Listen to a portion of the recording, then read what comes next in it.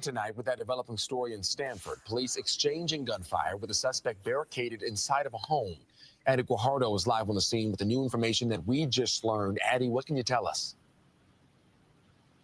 Yeah, Alan, a very chaotic scene played out here today in what many have described to me as a family-friendly neighborhood. And as you see behind me, there is still very heavy police presence out here. Multiple patrol cars just out here behind me. Earlier today, neighbors told us they heard gunshots, and video verified by CBS News appears to capture that moment.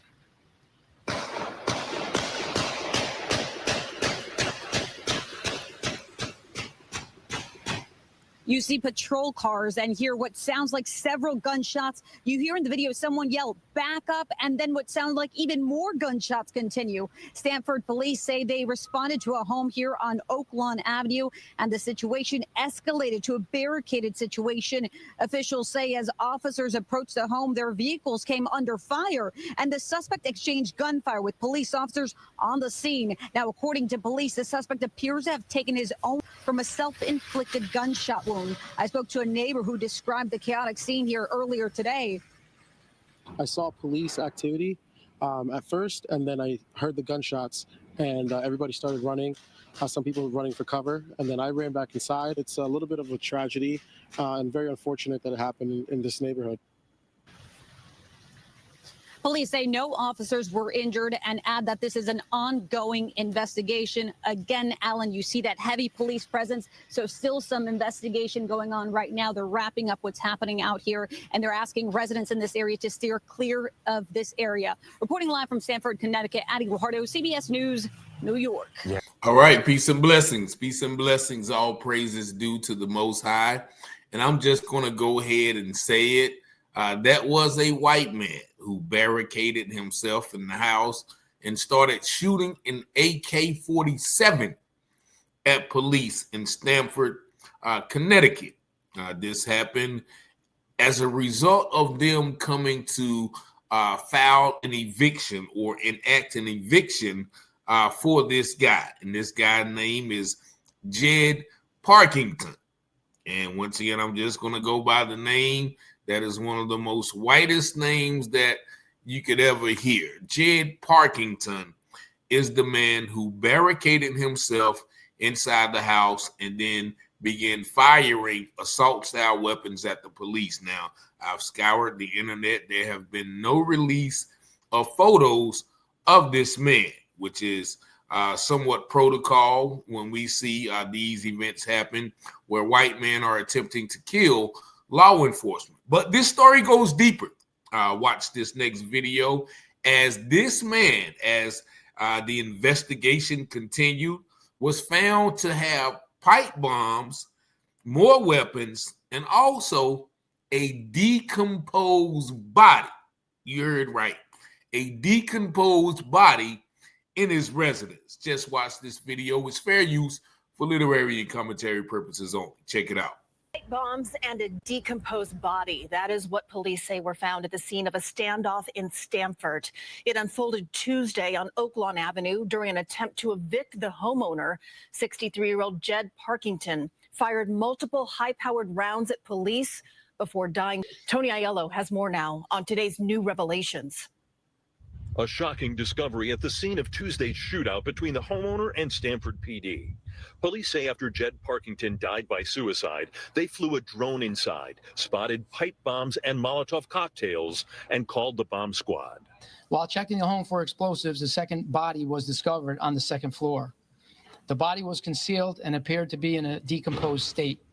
Chief Shaw says all the circumstances involving the decomposed body are under investigation. He's grateful no first responders were injured by the dozens of AK-47 rounds fired their way.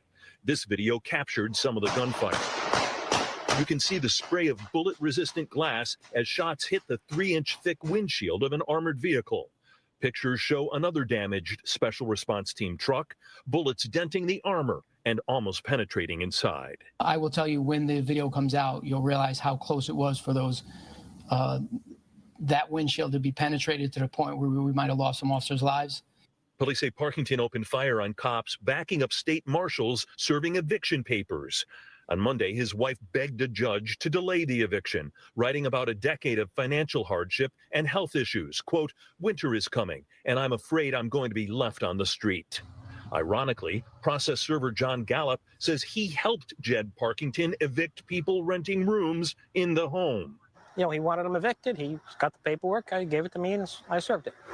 What do you make of what's happened here, John? I don't know. It's scary, a little scary for the neighborhood.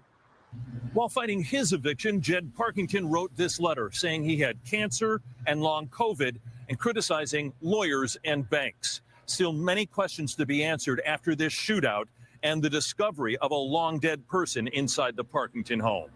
In Stamford, Tony Aiello, CBS News, New York. Police say that they used multiple drones during yesterday's standoff, and Parkington repeatedly fired on the aircraft. All right, and so there you see more information of the savagery, the danger of this white man who was able to evict other people, but when the rabbit had the gun, no pun intended, he didn't want to be evicted. They said people were renting rooms in his house and he wanted them out. Maybe he should have kept them so they wouldn't been facing eviction. His wife wrote letters, and he wrote a letter complaining of cancer and financial hardship, blaming other people for his problems. And I don't think that taking this matter into his hands as he did was the solution.